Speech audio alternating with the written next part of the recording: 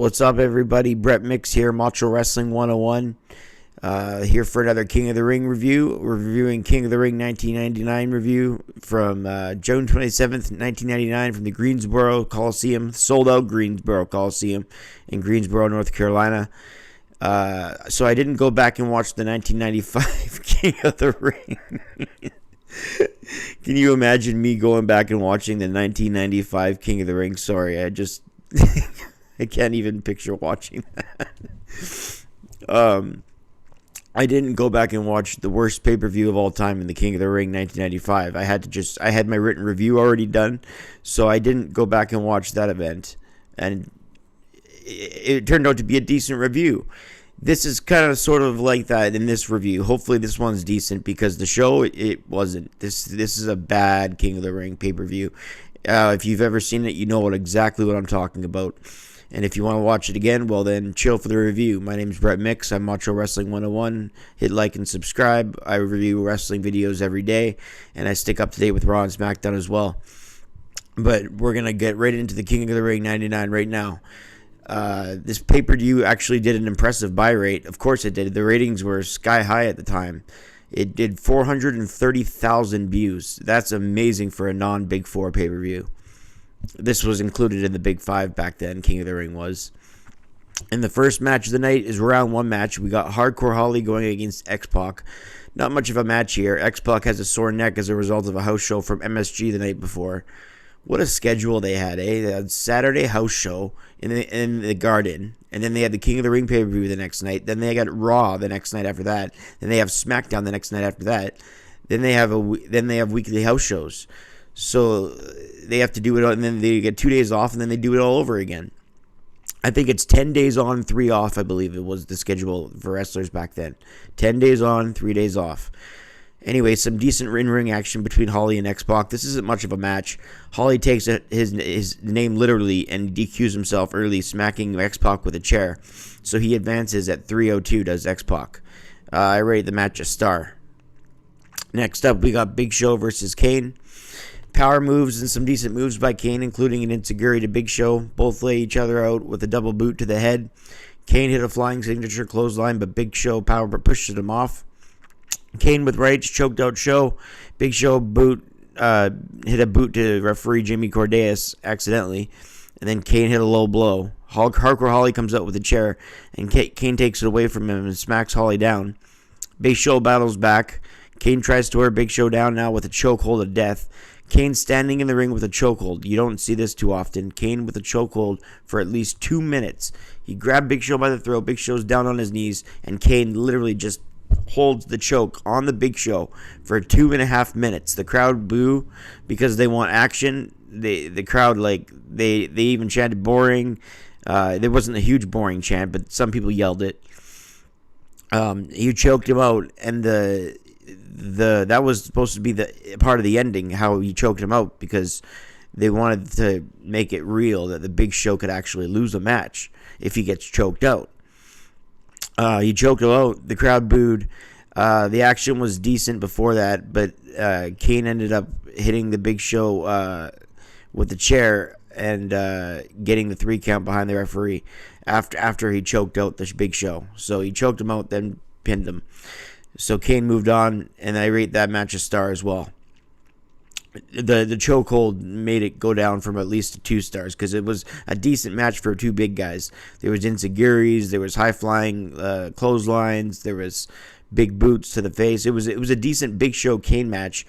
It was short. It was 6:36 is when it ended, but yeah, I have to give it. I have to give it a star because that chokehold was just deadly. It took the crowd right out of it. Mr. Ass took on Shamrock next in another quarterfinal match. So Ken Shamrock, ever since Heat, has been in the same place backstage, destroying stuff and yelling at EMTs who were checking on his internal bleeding, because I guess he got attacked on Heat, so he was bleeding from the mouth and he was internally bleeding, and he's backstage pushing EMTs away. On Heat, he was doing that when the beginning of the show when they checked on him, and he's doing that at the backstage segment when they go to now. So just for 20 minutes, Ken Shamrock's just doing the same thing, I guess. Makes no sense, but anyway. He comes to the ring, takes on Mr. Ass. This wasn't much of a match. It felt like a short Attitude Era Raw match, but it was slower with Shamrock selling his injuries. Gunn with a sit-down powerbomb is awarded the winner at 3:37 as referee Teddy Long says, "This is enough of that. Shamrock's injuries are too bad, so we're taking him out of the match. Mr. Ass gets the victory." At 3:37, as they stop the match, I rated it a 1.25 stars. Next up, the last quarterfinal match, because the advancers are X-Pac, Kane, and Billy Gunn now. So the winner of this takes on Billy Gunn. It's Chyna versus Road Dogg, so we could have the first Queen of the Ring. Who would have thought this match would be more Warrior match than anything we've seen tonight so far? It went too long. They gave them too much time. A lot of people wondered if the jacked up Jezebel would be the first Queen of the Ring. That's what JR says. Road Dogg went into the armbar spot where he usually does the doggy style hump motion, but it's a woman in front of him, so he doesn't feel right and doesn't do it. Imagine that. He doesn't do it for a woman, but does it with the guys. Maybe that's got to tell you something. Nonetheless, both of them start with some chain wrestling before our hard right by Chyna knocks Road Dogg down. Triple H cheerleading on the outside. This tournament would have been a lot better if Helmsley was at least in it. It just felt like an all DX King of the Ring. The final few are Kane and DX members after all. Chyna's offense comes slow often to the Road Dogg. Man, these 1999 Attitude Era fans just did not dig wrestling. And I stress 1999 because it feels like they did in 98 and 2000. But 1999 felt like everyone wanted just short matches with entertainment. Whenever the match turned technical, they just slowed down. Triple H hit Road Dogg with a chain. When the ref was down, the Road Dogg kicked out as the fans cheered. HBK, they came out to make sure Triple H didn't interfere. And JR yells, "Chyna likes it doggy style." Chyna backs up, gives Road Dogg a low blow. But Road Dogg is wearing a cup, so Chyna hurts her arm. Road Dogg then gets a pump handle slam for the win at 13:21. So just a minute and 39 seconds short of the 15-minute time limit. So we would have had a draw had that not occurred. The match gets a 1.75 stars for the work effort, the work ethic, and the effort in the match, because it was a 13-minute match after all. Next up, we got the Brood, Edge and Christian with Gangrel against the Hardys with Michael Hayes. The Hardys would become the new Brood, but they weren't the new Brood quite yet. Jeff and Edge with quick offense. Edge with a nice whiplash effect. This is an early Hardy Boys Edge and Christian match, one of the earliest there is, and the earliest pay-per-view match they've had. Matt misses an elbow drop. Christian eats a big boot by Matt. They do the whisper in the wind, an inverted slam. Matt runs towards Christian with a huge clothesline. Edge gets tagged in and drops both Hardys. Hayes drops Edge behind the official. Christian broke it up, though. Hayes runs into Edge and gets a spear. Gangrel then took care of Hayes on the outside. Edge with a spear off the top turnbuckle in midair to Jeff Hardy, and it was only a 2 count. Christian then with a springboard crossbody. Edge then reversed Irish whip, and Gangrel with the mist caught Edge in the eyes, and Jeff wins with a neckbreaker at 4:49. Some nice moves in this match. This was an early meeting again, and by far the best match of the night to this point of the night. 2.5 stars for the tag team match between Edge and Christian and the Hardys. Vince comes out in a muscle shirt for our promo, saying the match will not happen tonight, and HBK assures him that it will happen. Semi-final match, Mr. Ass versus Kane. I'm an Ass Man hits for the 3rd time tonight because of the other 2 times was for his entrance and for his victory. So this is the 3rd time we're hearing I'm an Ass Man. Kane comes to the semifinals with Billy Gunn after he beat the Big Show. Gunn obviously beat Shamrock. Gunn and Kane wrestle for a bit as Kane tries to hit Gunn with the steps on the outside, but Billy Gunn drop kicks the steps. JR calls Gunn maybe the best athlete in the WWF. This is before Jericho, the Radicals, Kurt Angle, and Owen had just died, so he may be somewhat accurate, as wrong as it sounds. Then Gunn after long reverse chinlock to Kane. What's with Kane in these matches and with these long chokeholds tonight? Mr. Ass went for a famouser, but Kane power slams him and hits him with a big boot. Kane drop kicks Gunn out of the ring to the apron. Gunn comes back with a steel chair and Big Show comes up, taking back the chair. Gunn hit Kane, but the ref didn't see it. Mr. Ass ends up winning this one at 5:25 after Big Show's interference. I rated it a 1.75 stars. Next semifinal match, we have X-Pac versus the Road Dogg. Road Dogg caught a spinning heel kick and a near fall. X-Pac had Road Dogg down in the corner and went for a Bronco Buster, but it ate the turnbuckle instead. Dog up and X-Pac ready for a pump handle slam, but X-Pac countered it, having Road Dogg's finisher scouted, countering it into the X Factor. So X-Pac defeated Road Dogg at 3:08. Road Dogg gives him a hug after beating him clean in 3 minutes and even holds the rope down for him. The match was too short, if anything, so I'll give it a 1.5 stars. Next up, we had the WWF title on the line. The Rock took on The Undertaker with Paul Bearer for the title. This one was big because The Rock had almost gotten to Steve Austin level of popularity in 1999. He was selling shirts and merchandise, and not only was he moving merchandise, the crowd was also had the palm of his hands. Taker begins the match by punching out Mike Chioda, and then The Rock hits a rock bottom right in the opening, and the fans counted 3, but the ref isn't up.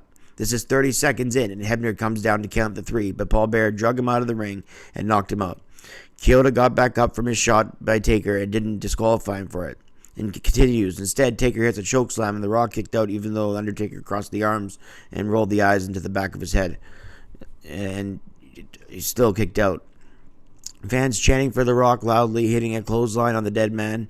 Rock with a hard right to Taker and clotheslines him to the floor, where they do their Attitude Era brawl on the outside. They work over to the stage, where the stage is a bunch of ladders area. They try to incorporate that. Taker throws Rock into the steel barricade.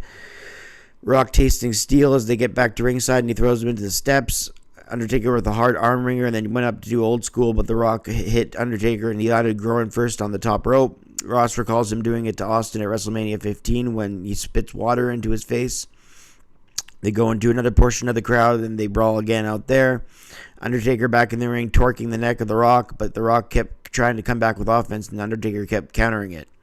Rock countered to Tombstone with a float over DDT that got into close near fall. The Rock with the people's elbow to The Undertaker, but no referee. Taker hits a low blow to The Rock, and now Bear with either chloroform or ether on a red rag puts it in Taker's face instead. Triple H then came to the ring and pedigreed The Rock, and JR called him a no-good son of a bitch. King went, "What?" Rock now out of it due to the pedigree, but Taker still down from the red rag, so both men are down. Taker gets up first, covers Rock, but he got a shoulder up. Undertaker then has Rock in the Tombstone, and then he retains the title that way at 1911. So I rate the Rock Undertaker match 2.75 stars. That's the best match of the night if we're keeping track. So remember that. 2.75 stars for the WWF title match. Next, we have the King of the Ring final, Mr. Ass vs. X-Pac. Yeah, it's Mr. Ass vs. X-Pac in the King of the Ring final. Gunn said he's going to focus on the neck, and he does as X-Pac sells it loudly. X-Pac with a springboard crossbody to the outside, hurting his neck but still hitting his offense. X-Pac with a few chops. Mr. Ass's music hits for the 5th time tonight. That's 2 entrances and 2 victories, so this is the 5th time his music hit. A running bulldog by Gunn to the bad neck of X-Pac. He shows some resilience by kicking out, and he even hit an X-Factor and Bronco Buster, but Billy Gunn kicked out of that. Billy Gunn eventually puts X-Pac away and his bad neck by doubling it up with a top rope famouser at 5:33, or a middle rope famouser. X-Pac had already kicked out of one normal famouser. Clever ending given the injury with the super famouser. And Mr. Ass wins the King of the Ring at 5:39. And he does it with his second famouser of the match. And the Ass Man hits for the 6th time of the night. The 6th time we have to hear, "I'm an ass man." What a great pay-per-view. Sorry about that. That's just an alarm clock. Sorry about that. So yeah, this is a 2-star match. It just puzzles me how they have no coronation or promo at least. And who would have thought Mr. Ass winning the King of the Ring would have been a good thing? I mean, at this point, it wasn't a good idea for Billy Gunn to win the King of the Ring. It just wasn't. And they did nothing even afterwards. They did no coronation, no mic work. But yeah, this would have been a 2-star match between X-Pac and Billy Gunn. It just puzzles me how they have no coronation or anything. I mean, you don't have to get a crown and be all cheesy that way, but at least give him a promo. But they did the same thing in 1998, the year before, with Shamrock. At least in 2000, they made it a bigger deal with the crown, the scepter, the robe for Angle, because his character suited that. But we'll get to that next year. The next review, I should say. The King of the Ring 2000. We'll get to that. So 2-star semi-main event for Mr. Ass and X-Pac in the King of the Ring final. Next up is the main event. We have the McMahons taking on Austin in a handicap match for the ladder match for the WWF, control of the WWF. Stone Cold beat the hell out of the McMahons most of the match, including where the ladders were to set up the front of the stage. It was all set up with ladders in front.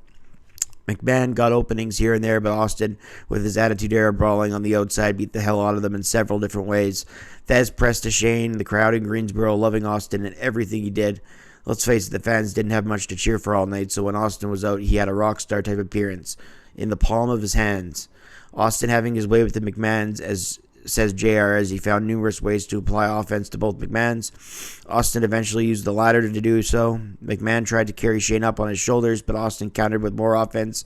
He tapped on McMahon's shoulder as he turned around and he fingered Vince in the face, and then he knocked them both down. Hilarious spot where Austin just stomped on the ladder on top of Shane, who was tapping out at the time. And he just kept, there's a ladder on Shane's neck, and Austin's stomping on it, and Shane's tapping out at the same time. Hilarious spots all over as Stone Cold was so over. Austin tried to climb it, but the case rose. Every time Austin climbed the ladder to try and retrieve the briefcase, it rose in the air. So he goes outside the ring and grabs the Fink. He grabs the ring announcer. He grabs the guy who throws him the beers. He says, "What's going on?" And the corporate ministry were obviously a part of this, as Austin couldn't grab the case. Then at 17-13, the McMahons end up doing it as the handicap ladder match is over, and they have full control of the WWF at 17-13. So 2 stars and a quarter for that match. So that does it for the King of the Ring 99. The consensus, I'd say, for this pay-per-view, it was a bad one. It's pretty terrible, let's just be honest. In the Attitude Era, especially 1999, sometimes they cared more about Raw than they did the pay-per-view. I wouldn't even doubt it that the house show the night before in MSG was probably better than the show. Not only was it a lackluster event, but it ended early. Only 2 hours and 26 minutes on pay-per-view. What's really surprising is the WWF was in the peak of popularity at the time, and the card looked good. I mean, you had The Rock and The Undertaker, you had Austin and the McMahons in a ladder match, and you had a tournament with the Hardys versus Edge and Christian. That sounds good on paper. However, the booking and the execution were far from good, unfortunately. But the companies have those nights. I gave the show a 3.5 out of 10. It was a piss poor King of the Ring, but not anywhere near the levels of putrid 1.5 King of the Ring 95. I believe I gave that 1.5. That would take a lot for it to be that bad. But it was not a good King of the Ring. Moving on, they just had a great Raw after that. Raws were must-watch around this time, so the Raw the next night was undoubtedly better, as I'm guessing every Raw in 1999 was better than this event. This event was just poor, and it was probably the worst pay-per-view of 1999, and that says something. Because pay-per-views, while the company was riding high, pay-per-views in 1999 were not great. 98, 97, 2000, 2001, that's a different story. But 99, there's something about the pay-per-views. They just weren't connecting. Anyways, I'm Brett Mix. We'll see you at King of the Ring 2000, and I'm out.